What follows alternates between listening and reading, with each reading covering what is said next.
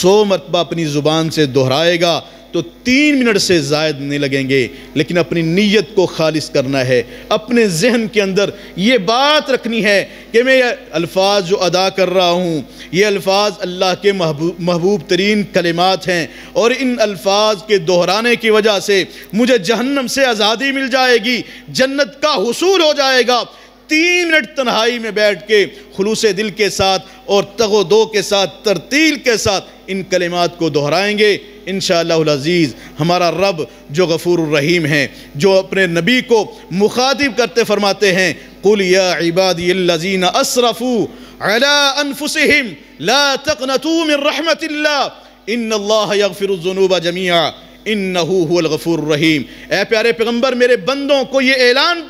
سنا دیجئے، یہ پیغام دے دیجئے، اسرفوا علی انفسہم، جنہوں نے اپنی جانوں کے اوپر ظلم و زیادتی کی ہے، فضول کام کیے ہیں، لا تقنطوا من رحمت اللہ، اللہ کی رحمت سے مایوس نہیں ہونا۔ کیوں؟ ان اللہ یغفر الذنوب جميعا، بے شک اللہ تمام گناہوں کو معاف کرنے پہ قادر ہے۔ انہ هو الغفور الرحیم، وہ اللہ کی ذات کی صفت ہے، وہ غفور الرحیم ہے، معاف کرنے والا ہے، رحم کرنے والا ہے۔ چاہے تو وہ بنی اسرائیل کی بدکارہ مومسہ عورت کو کتے کے بچے کو پانے پلانے کی وجہ سے معاف کر دے، چاہے تو یہ کلمات دہرا کے جو انسان اللہ سے معافی مانگتا ہے اس کو بھی معاف کر دے۔ یہ ہمارے اختیار میں بھی ہے کہ اگر ہم اللہ رب العالمین سے اپنے گناہوں کو معاف کروانا چاہتے ہیں تو دن کے اندر 1 مرتبہ نہیں، 2 مرتبہ نہیں، کم از کم جو 5 نمازیں ہم پڑھتے ہیں، نماز کے بعد اگر 100 مرتبہ انشاءاللہ ان کلمات کو اپنی زبان سے دہرائیں گے، ہمارا رب ہم سے راضی ہو جائے گا، ہمارے گناہوں کو رب معاف کر دیں گے اور اللہ کے مقرب بندوں میں ہمارا شمار ہوگا۔ اور اللہ کے نبی صلی اللہ علیہ وسلم نے فرمایا، حدیث قدسی ہے، حدیث قدسی اس کو کہتے ہیں کہ جو اللہ رب العالمین سے ڈائریکٹ اللہ کے نبی صلی اللہ علیہ وسلم بیان کرتے ہیں، قرآن کی آیت نہیں، لیکن وہ اللہ کے نبی صلی اللہ علیہ وسلم اللہ کی طرف سے نسبت کرتے ہوئے بات کرتے ہیں کہ اللہ فرماتے ہیں۔ اللہ کیا فرماتے ہیں؟ یقول اللہ تعالی،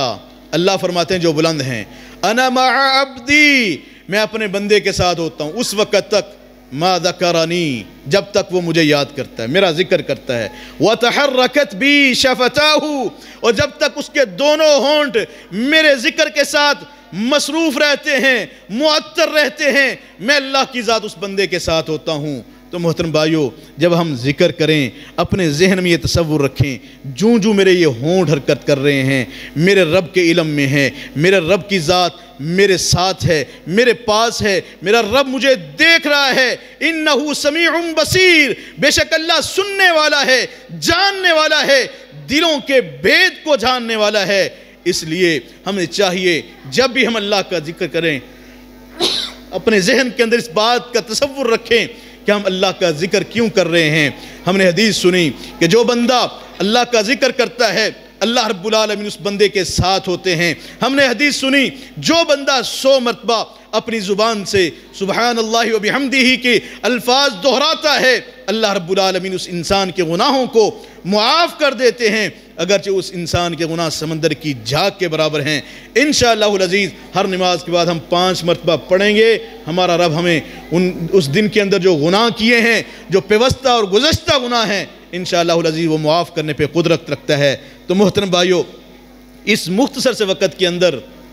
یہ میں نے آپ کے سامنے جو 8-10 حدیثیں سنائی ہیں، اگر اس کے اوپر عمل ہو جائے اس میں ہمارا فائدہ ہے۔ اور جو بندہ اللہ کا مذکر ہوتا ہے، اللہ کا ذکر کرنے والا ہوتا ہے، ذاکر ہوتا ہے، ذکر کو کرنے والا ہوتا ہے، اپنی زبان سے اللہ رب العالمین کا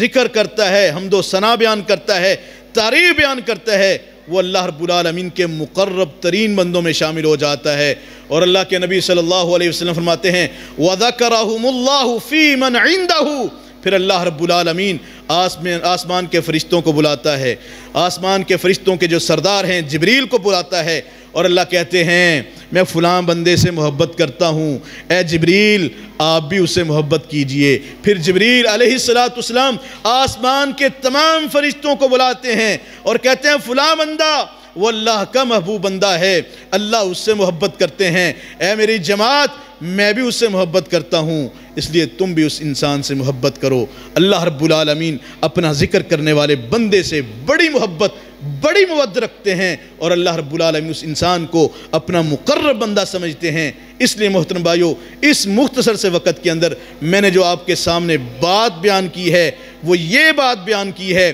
کہ زبان سے نکلا ہوا لفظ